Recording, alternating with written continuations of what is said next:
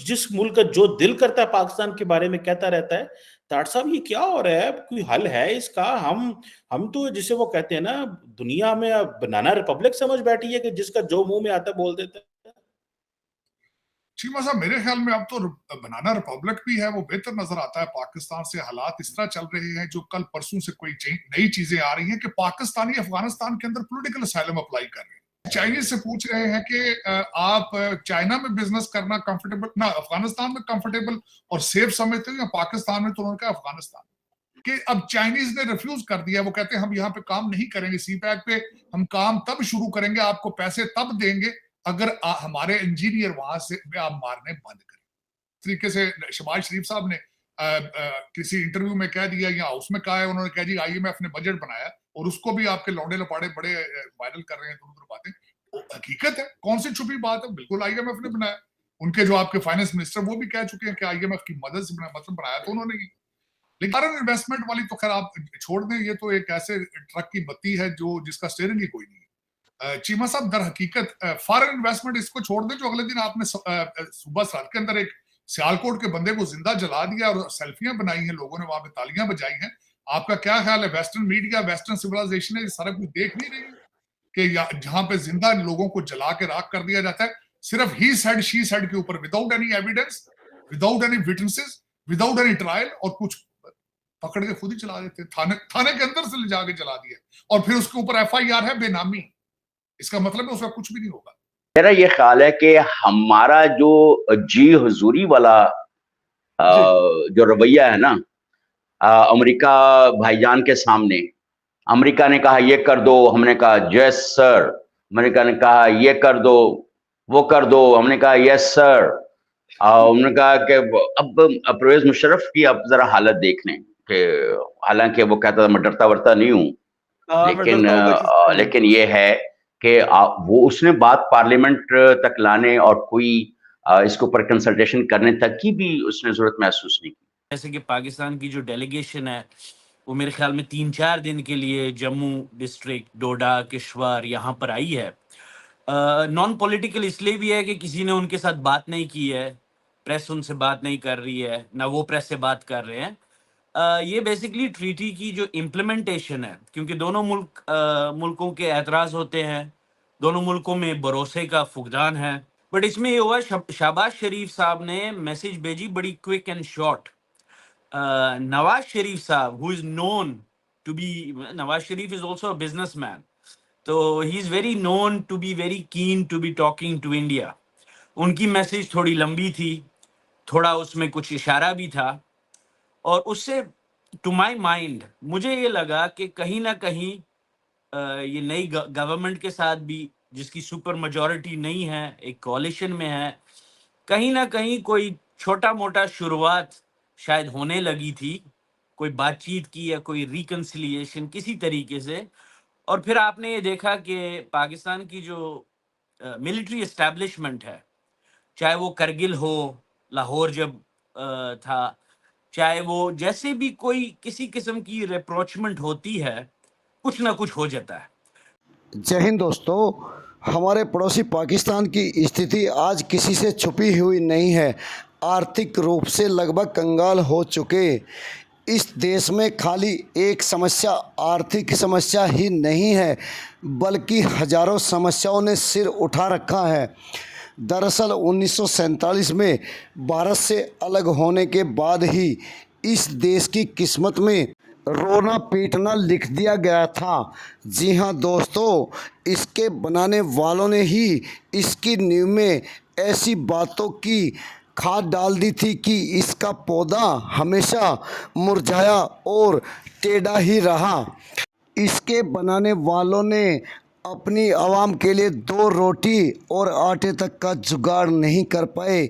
आज पाकिस्तान की जनता इन मूलभूत सुविधाओं के लिए भी तरसती है। उसको आटा और रोटी भी नसीब नहीं है, और सुबह अगर खाना मिला तो शाम को मिलेगा नहीं, इसकी कोई गारंटी पाकिस्तान में नहीं है। दूसरी ओर दोस्तों, इसके हालात यहाँ तक इस कदर बिगड़ गए हैं कि इसकी जनता को किसी भी किस्म की कोई मूलभूत सुविधा उपलब्ध ही नहीं है।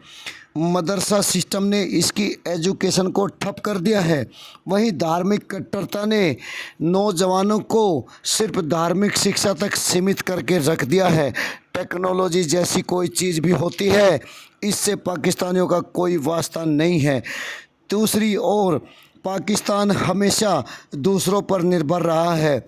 आज IMF से लेकर वर्ल्ड बैंक जैसी संस्थाओं के सहारे जिंदा, उनकी ऑक्सीजन के सहारे चलते इस देश में हालात ऐसे हैं कि ये अपना बजट भी खुद नहीं बना सकता, और इसका बजट भी कहीं न कहीं IMF जैसी संस्थाएं ही बनाकर देती है, और वही संस्था तय करती है कि भूखी नंगी जनता से कितना टैक्स लिया जाए। वहीं इसकी सेना जो इसके सारे संसाधनों पर कुंडली मारे बैठी है, वो पाकिस्तान को किसी भी तरह अपने शिकंजे से अलग होने देना नहीं चाहती, और वो चाहती है कि पाकिस्तान की हर चीज़ पर उसका कब्जा हो, भले ही जनता जाए भाड़ में।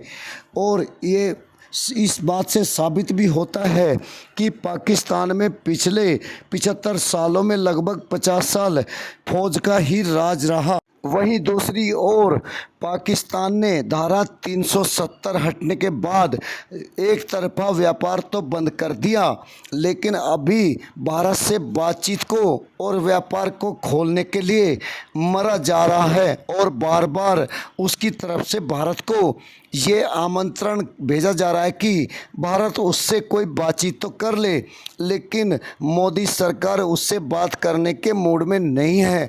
और होगी भी क्यों, मोदी सरकार ने तो कह दिया था कि हमने इसके हाथ में कटोरा देना है। PM मोदी, अजीत डोभाल और जयशंकर की तिकड़ी ने ये क्लियर कर दिया है कि पाकिस्तान से बातचीत तभी हो सकती है या व्यापार तभी खुल सकता है जब वो अपनी आतंकी कार्रवाइयों को बंद करे।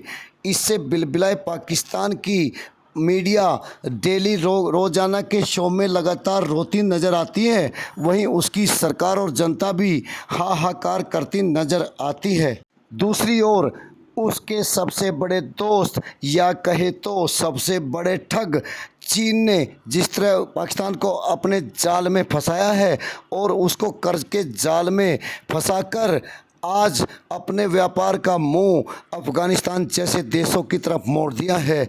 और इसी को लेकर पाक मीडिया रो रो कर ये कहानी बता रहा है कि उसकी दोस्ती का दम भरने वाला चीन आज अफ़गानिस्तान में तो निवेश करने के लिए तैयार है, लेकिन पाकिस्तान में नहीं। दूसरी ओर उसको कोई भी देश, चाहे सऊदी अरब हो या UAE या फिर अमेरिका, बात बात पर धमकाते हैं और उसको अपनी पॉलिसियों में बदलाव के लिए बोलते हैं। दरअसल पाकिस्तान को इन सब की बात माननी भी पड़ती है, क्योंकि इन्हीं ने उनको भीख देनी है और भीख मांगने के लिए दूसरा दरवाज़ा पाकिस्तान के पास नहीं है। इसी को लेकर पाक मीडिया किस तरह रो रहा है और किस तरह की बातें कर रहा है, आगे सुने। आपसे गुजारिश है कि वीडियो को लाइक व शेयर करना ना भूलें। धन्यवाद। और कोई उस पर गवर्नमेंट ने भी सीरियस नहीं लिया, किसी ने कुछ स्ट्रॉन्ग स्टेटमेंट ही नहीं दी उसके खिलाफ। इतना डर खौफ है, पाकिस्तान के अंदर लोग मौजूद हैं, वो भाग रहे हैं अपनी जानें बचा बचा के। तो ये हालात बड़े खराब हैं चीमा साहब। मुंबई होता है, करगिल होता है, इसी तरह यहाँ पर भी ये 4 अटैक हो गए। और इसमें सबसे ज्यादा मतलब खौफनाक बात जो मुझे ये लगी वो ये थी कि इसमें टारगेटेड हिंदूज को टारगेट किया गया। और जैसे कि आपको ये पता है कि कश्मीर में बहुत बड़ी यात्रा होती है हर साल, अगस्त में होती है, वैष्णो देवी की जो यात्रा है, तो वहां पर बहुत लोग जाते हैं। और दैट इज़ अ वेरी, मतलब उस पर इंडिया को बहुत कीन नज़र रखनी पड़ेगी, बिकॉज टू माई माइंड ऐसा हो रहा है कि Pakistani military establishment any even any little sign of rapprochement between India and Pakistan, वो उसको डिस्टेबलाइज या साबोटाज करने की कोशिश करेंगे।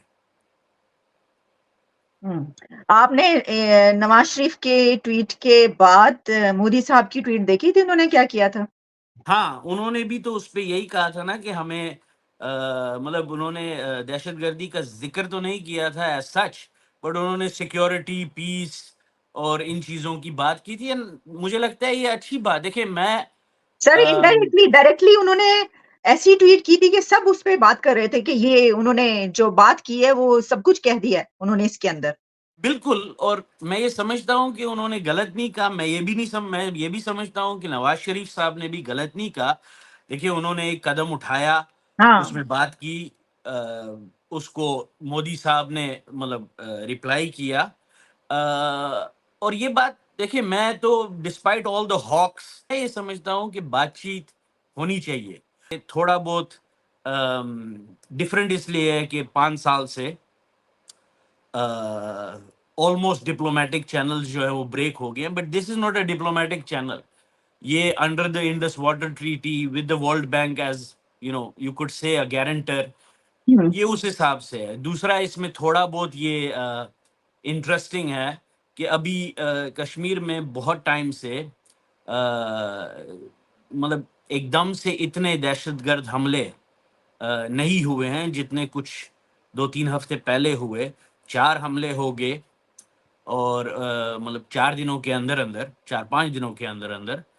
लेकिन उसके बाद परवेज मुशर्रफ साहब के ऊपर कितने इल्जामात आए कि लेकिन अब मसला ये है ना कि जिनके ऊपर इल्जामात आते हैं उनका ट्रायल भी तो नहीं हो पाता।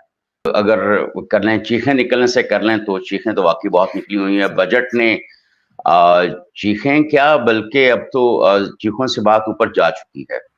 और जहां पर ये है कि अब बंदा पाकिस्तानी ये भी सोचकर जो है कि चीखें मारने का फायदा है क्या, कि जब आपका अशराफिया मुल्क को चारों हाथों से लूट रहा है या सैकड़ों हाथों से लूट रहा है, एक शख्स के कई हाथ हैं इस वक्त जो अशराफिया के अंदर मौजूद है। अगर उस वक्त में अगर इसको रोका जाता और उन तालिबान को जो सजा याफ्ता थे, दहशतगर्दी के मुकदमात में मुलव्वस थे और सजा पा रहे थे, उनके मुकदमा जो सारा, अगर आप देखें, दहशतगर्दी के साथ रिकंसिलेशन नहीं हो सकती, फुल स्टॉप। इसमें सारे मुत्तफिक हैं। दुनिया का कोई बंदा उठा के देख लें, कोई सियासतदान उठा के देख लें, कोई इंटेलेक्चुअल उठा के देख लें, वो कभी आपको ये नहीं कहेगा कि दहशतगर्दों के साथ हम कॉम्प्रोमाइज कर सकते हैं, नहीं कहेगा। तो हमने क्यों किया? आपने पाकिस्तानी मीडिया को सुना जिसका मानना था कि ये देश है या कुछ और, क्योंकि इसमें देश जैसी कोई बात ही नहीं है। इसमें चारों तरफ भ्रष्टाचार, आतंकवाद, भाई भतीजावाद व धार्मिक कट्टरता का बोलबाला है। दरअसल दोस्तों, आज पाकिस्तानी मीडिया इसका रोना रो रही है, लेकिन भारत तो हमेशा से जानता है कि पाकिस्तान के नाम पर एक टुकड़ा तो अलग कर लिया गया, लेकिन वो देश कभी नहीं बना। दरअसल इसके बनाने वालों ने इसको देश बनाया ही नहीं, बल्कि इसको अपनी जागीर बनाया, और इसके बनाने वाले पहले ही दिन से इसके नाम पर और इस्लाम के नाम पर मांगने लग गए, जो अभी तक जारी है। वो कभी सऊदी अरब से मांगते हैं, तो कभी अमेरिका से, तो कभी अन्य देशों से, और ये सिलसिला आज भी जारी है। इसका हर क्षेत्र, हर एरिया आज पाकिस्तानी आर्मी और मुल्लाओं के कब्जे में है। इसके युवा जो मदरसे में पढ़ते हैं उनको रोज़गार की कोई गारंटी नहीं है, और दूसरी ओर जनता जिसको धर्म का चूरन, कश्मीर का चूरन खिला दिया जाता है, वो भी बेचारी नारे लगाकर भूखी सो जाती है। लेकिन अब दिन पर दिन हालात बिगड़ते जा रहे हैं। जिस तरह IMF इसका बजट बना रहा है, उससे जनता को एक वक्त की जो रोटी मिलती थी वो भी छिनने के आसार नज़र आ रहे हैं। और इस देश के हालात ऐसे हो गए हैं कि इसको IMF, वर्ल्ड बैंक, सऊदी अरब, अमेरिका, चीन कोई भी कुछ देने के लिए आज तैयार नहीं है। देंगे भी कैसे, इसका पेट भरते भरते आज सारी दुनिया थक चुकी है, लेकिन ये मांगते मांगते नहीं थका। तो दोस्तों, इसकी मीडिया आज गलत नहीं रो रही है। इसकी मीडिया का सही कहना है कि ये देश नहीं, एक सर्कस है जहाँ से लोग आज भागना शुरू हो गए हैं। दरअसल आप यकीन नहीं करेंगे कि पाकिस्तान के जो अमीर लोग हैं वो अफ़गानिस्तान जैसे युद्धग्रस्त देश में जाके अपना इन्वेस्टमेंट कर रहे हैं। वहीं चीन जो पाकिस्तान से दोस्ती का दम भरता है और समुंदर से गहरी और हिमालय से ऊंची दोस्ती पाकिस्तानी उसके साथ बताते थकते नहीं, वो भी अब अफ़गानिस्तान को ही निवेश के लिए प्राथमिकता दे रहा है। इससे पाकिस्तान की अहमियत का पता चलता है। भारत ने तो पाकिस्तान को लगभग दुत्कार दिया है और वो शायद इसी के लायक है। पाकिस्तानी मीडिया को रोने की ज़रूरत नहीं है। जब तक इसके हुक्मरान अपनी जनता के लिए पॉलिसी नहीं बनाएंगे, अपनी जनता के हक़ में काम नहीं करेंगे, इसके हालात ऐसे रहेंगे। दोस्तों, वीडियो को लाइक व शेयर करने के लिए आप सभी का बहुत बहुत धन्यवाद। जय हिंद, जय भारत।